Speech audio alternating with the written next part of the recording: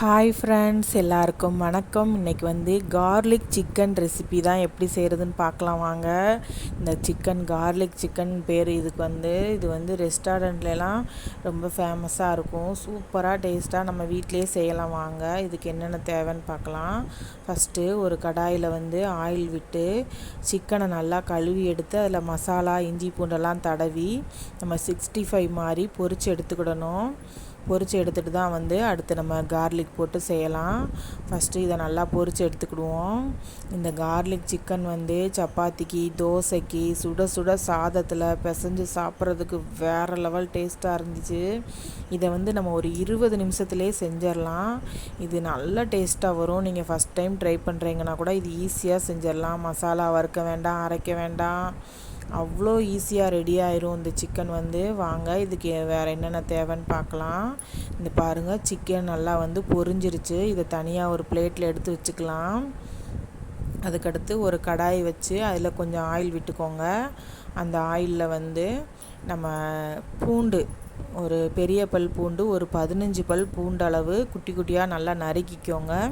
நறுக்கி இந்த ஆயிலில் சேர்த்துக்கலாம். தீயை வந்து ஹை ஸ்பீடில் வச்சு கூட நம்ம செய்யலாம். பூண்டு வந்து கொஞ்சம் சீக்கிரமாக அந்த பச்சை வாசனைலாம் போயிடும். ரொம்ப கருக விட்டுறக்கூடாது. அந்த பச்சை வாசனை போகிற அளவுக்கு மட்டும் நல்லா வதக்கி எடுத்துக்கலாம். நல்லா வதக்கி எடுத்ததுக்கப்புறம் இதில் வந்து குட்டி குட்டியாக கட் பண்ண இஞ்சி, ஒரு சின்ன துண்டு இஞ்சி போதும். இது வந்து நான் ஒரு 1/4 கிலோ சிக்கன் சேர்த்துருப்பேன். இதை நல்லா இஞ்சியும் போட்டு நல்லா வதக்கிக்கலாம். அடுத்து 2 பச்சை மிளகாயை குட்டி குட்டியாக கட் பண்ணி அதில் சேர்த்துக்கிறேன். நீங்கள் காரம் கம்மியாக வேணால் ஒரு பச்சை மிளகா சேர்த்துக்கோங்க. ஆனால் அந்த 2 பச்சை மிளகாவே வந்து ஃப்ளேவர்ஃபுல்லாக நல்லா சூப்பராக இருந்தது. பச்சை மிளகாய் நல்லா வதங்கினதுக்கப்புறம் 1 கப்பு பல்லாரி வெங்காயம் எடுத்திருக்கேன்.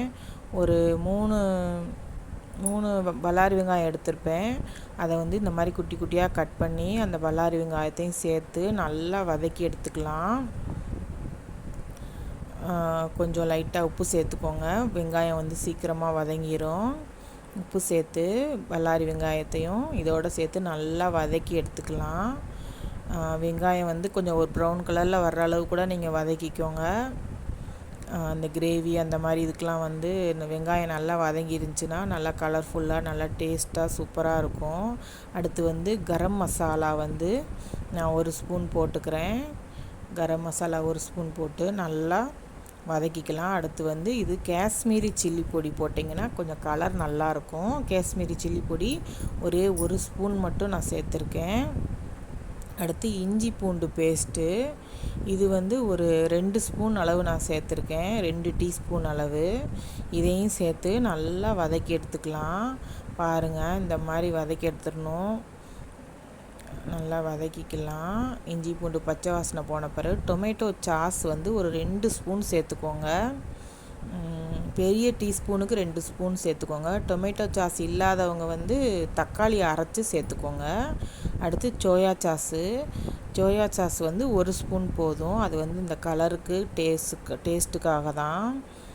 சோயா சாஸ் 1 ஸ்பூன் சேர்த்து வதங்கினதுக்கப்புறம் இது வந்து கார்ன்ஃப்ளவர் மாவு, சோள மாவு சொல்லுவாங்கள்ல, அதை வந்து 1 ஸ்பூன் எடுத்து நல்லா தண்ணியில் கரைச்சி இதில் சேர்த்துருக்கேன்.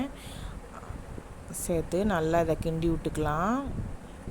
பாருங்கள், இது வந்து சேர்த்தோன்னே கொஞ்சம் கெட்டி ஆயிரும். இதை வந்து சிம்மில் வச்சுக்கோங்க. கார்ன்ஃப்ளவர் மாவு சேர்க்கும் போது சிம்மில் வச்சுக்கோங்க. அடுத்து நல்லா கிண்ணோன்னே சிக்கனை வந்து பொரித்து வச்சுருக்கோம்ல சிக்கனை, அதை இதில் போட்டுக்கலாம். போட்டு லைட்டாக இப்படி எல்லா பக்கமும் மசாலா விட்டுற அளவுக்கு சிக்கனை நல்லா பெரட்டி விடுங்க. அவ்வளோதாங்க, சூப்பரான கார்லிக் சிக்கன் ரெசிபி ரெடி ஆயிடுச்சு. செம்ம டேஸ்ட்டாக கலர்ஃபுல்லாக பாருங்கள், நல்லா ரெடி ஆயிடுச்சு. இது மேலே வந்து நீங்கள் கஸ்தூரி மேத்தி வச்சுருந்தீங்கன்னா லைட்டாக தூவி விட்டுக்கலாம். இந்த சிக்கனை போட்டு ஒரு 5 நிமிஷம் மட்டும் இது மாதிரி கிண்டி விட்டால் போதும். பாருங்கள், சூப்பராக ரெடி ஆயிடுச்சு கார்லிக் சிக்கன். செம்ம டேஸ்ட்டாக நல்ல வாசனை மூக்க தொலைக்குது. பார்க்குறதுக்கே சாப்பிடணும் போல் ஆசையாக இருக்குது. அவ்வளோ டேஸ்ட்டாக இருந்துச்சு. நீங்கள் சமைச்சு பாருங்கள், கண்டிப்பாக உங்கள் வீட்டில் எல்லோரும் பாராட்டு.